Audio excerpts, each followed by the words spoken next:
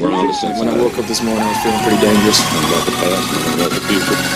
Welcome back to Draftvice. It is the Walter. It is the Draftvice podcast, and Black Monday, the inappropriately named Black Monday, happened on Monday.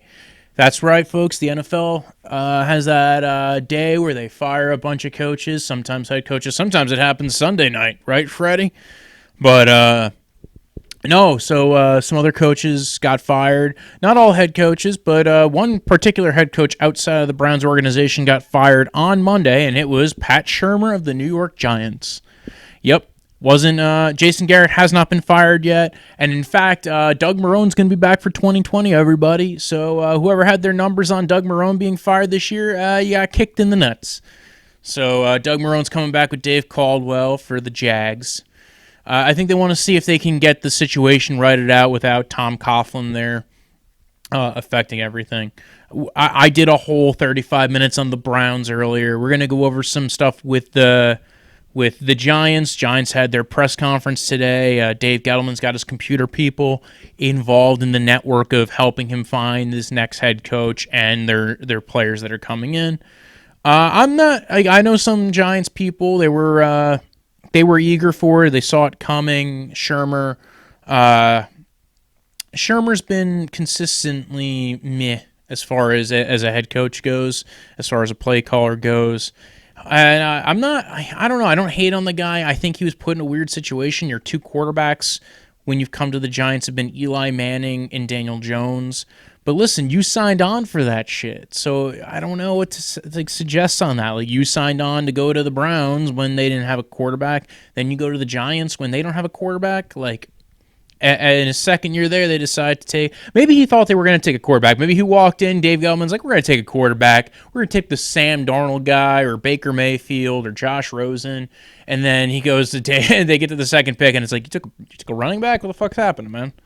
And he got some production out of Saquon, and they addressed the O-line multiple times, and whether it was in free agency. I think this is more of an indictment on Gettleman, right? Like, I actually like Pat Shumur more than I like Gettleman. I think a lot of people like what Gettleman's done, some of the pieces he's put around that team. Will Hernandez, their second-round pick from their first draft. Saquon's been a star talent for sure, but he's been injured, and this is the problem with running backs is they get injured quite a bit. They play a position that takes a lot of damage, and the replacement value is a little bit higher, right? Like, your average running back can still get you a certain amount compared to your high-end running back. So I have not been a fan of Gettleman as far as being a GM goes. I wasn't a huge fan of the Daniel Jones pick last year. I said he reminded me a lot of Tannehill. Then Tannehill goes bananas, so maybe that was a good assessment. I don't know. Maybe you just need 5 years and give him Tannehill. I don't know. Like I said, you could have had Tannehill on the open market. Look at the guy who was saying Tannehill is a good... I wasn't suggesting Tannehill was a good quarterback when I said that. I said Tannehill was probably meh. But anyway, where were we going with this? So, I don't know. I thought Shumur kind of got dealt a weird hand, right? Like, he had 1 year with Odell. Odell was kind of injured for a lot of that, didn't play a lot. Did play for quite a bit of it. The team was kind of very meh, though. They switched defensive schemes. The defense wasn't that great either year. They got rid of Snacks, and they traded for Leonard Williams. And I honestly, like, it. This is another one of those teams where it just seems like there was no consistency coming in, right? Daniel Jones played okay, but he fumbled like crazy. Had a lot of turnover-worthy throws and a lot of it was a messy quarterback situation at best in New York, or technically New Jersey, where I am from. So Giants are looking to get a start on this new head coaching search. They're the only ones who really fired a head coach on Monday, right? We had two teams that fired their head coaches during the season, with the Panthers and the Washingtons, right? I'm going to try and stop saying that name just because, as protest, I'm not even saying that you shouldn't be allowed. Like, I'm just saying as protest, like, you could pick a better name, right? You can come up with 30,000 names. The Copperheads, the Banana Skins, the Banana Hammocks, the Washington Banana Hammocks. How about that name, folks? Anyway, so I don't know. I think with just go off in New York. New York's throwing a big wide stretch. New York and Carolina are still in the search. News as of today is that the Washington decided to hire former Panthers head coach Ron Rivera. Interesting situation. They also got that was the big firing on Monday. That wasn't a head coach. That was Bruce Allen is officially out of the Washington organization. Not a bad situation for somebody coming in there, right? If you're Ron Rivera, you're going into the Washington organization. You have the number 2 overall pick. You're not at fault for that, right? You left the Panthers. You had a decent record with the Panthers. Honestly, with no Bruce Allen, you might have a good shot at bringing back in Trent Williams. So you're going to have a star left tackle again, potentially, or you're going to get some assets for that left tackle. It sounds like they're changing some of the staff that's in Washington as well. They fired one of their trainers that had been there for 17 years. So it sounds like they are trying to make efforts to fix this organization. Dan Snyder went about the hiring process very quietly during the season, and officially, they have I think it's a 5-year deal with Ron Rivera. I think that's going to be an interesting one. I think he's walking into an okay situation. The only problem is the quarterback situation and cap situation, right? Washington's cap situation's a little iffy at best, part of that because of the Alex Smith deal. We'll see who comes in to help out Mr. Rivera in the front office. Maybe he gets to pick his GM, we hope. Maybe that'll set him up for success going into the future. Haskins has shown a little bit better. There's some rumblings that they're going to keep the OC that's there, and it's either going to probably be Wilkes or Del Rio who will join the staff as a D coordinator as well. So we'll see where this goes. I kind of like the hire. I like that they got rid of Bruce Allen, and I like it for Ron Rivera, right? So let's go to another. We'll see what happens with. They have the guard sheriff. They have to see if they're gonna keep him. So now let's go to Panthers. Panthers and the Giants have both reached out to Matt Rule, Baylor head coach. Big name. He's rejected the Browns. He said, "I'm not going to Cleveland. I'm going from Texas to either South Carolina or he's going to Carolina, or I'm going to go ahead and go to where I grew up, the New York, right? It's not. Don't get mixed up with a New York. It's the New York, folks. The New York City, the New York State, tri-state area. So it sounds like he's not really interested in moving to Cleveland. Not a lot of people are. A couple of other names have been thrown out there for the Giants. Bienemy, again, Kansas City. I'll say this. I didn't really get to go into it before. I like Bienemy. I like Andy Reid coaches. If you can tell, a lot of the Andy Reid coaching tree is done pretty well outside of, it's kind of the opposite of what's gone on with Patriots coaches, right? It's like Andy Reid wants his guys to succeed outside of him because he likes that, hey, look at my tree. It's grown.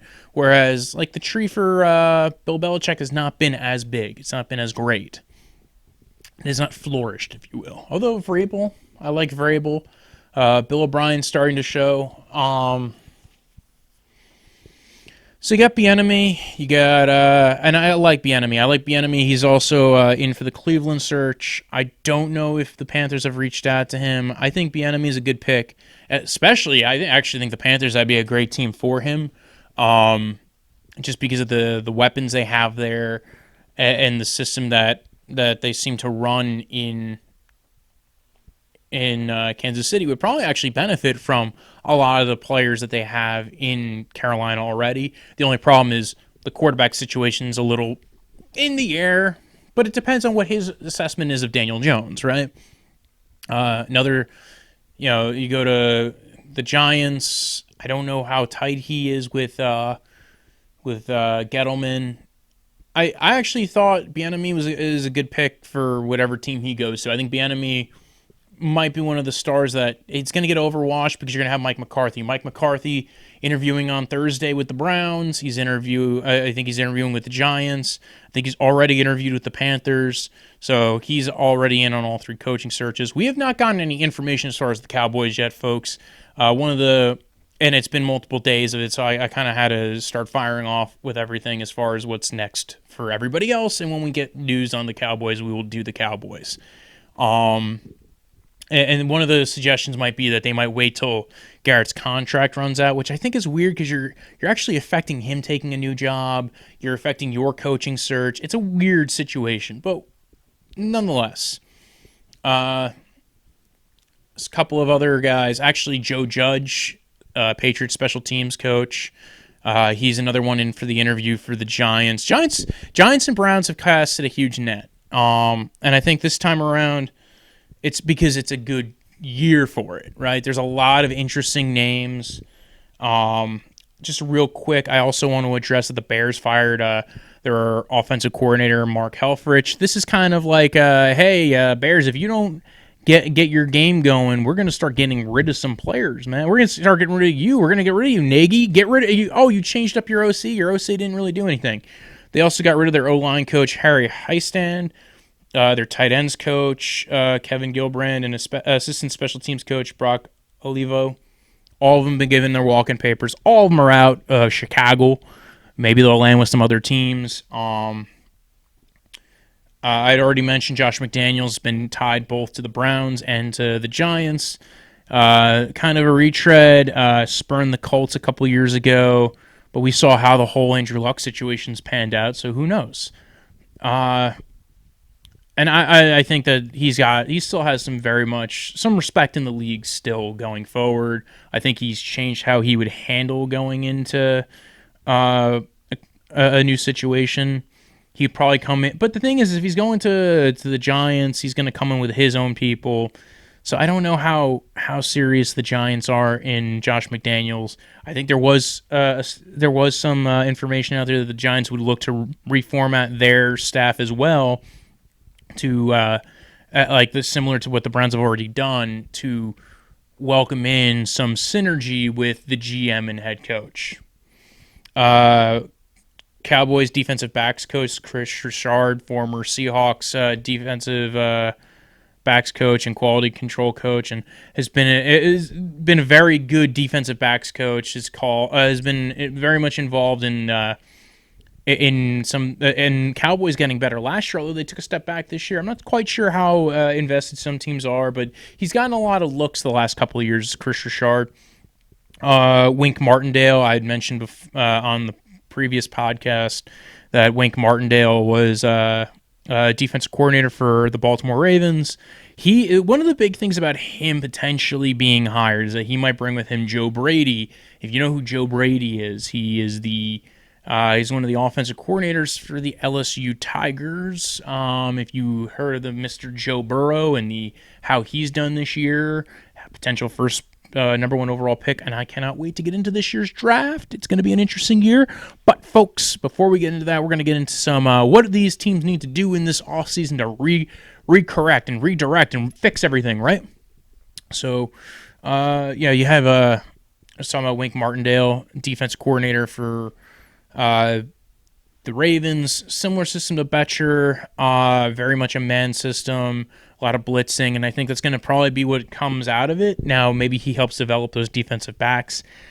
You see something with Marlon Humphrey, but again, I think it's the tie to Joe Brady that also makes him very, very interesting ad, if you will.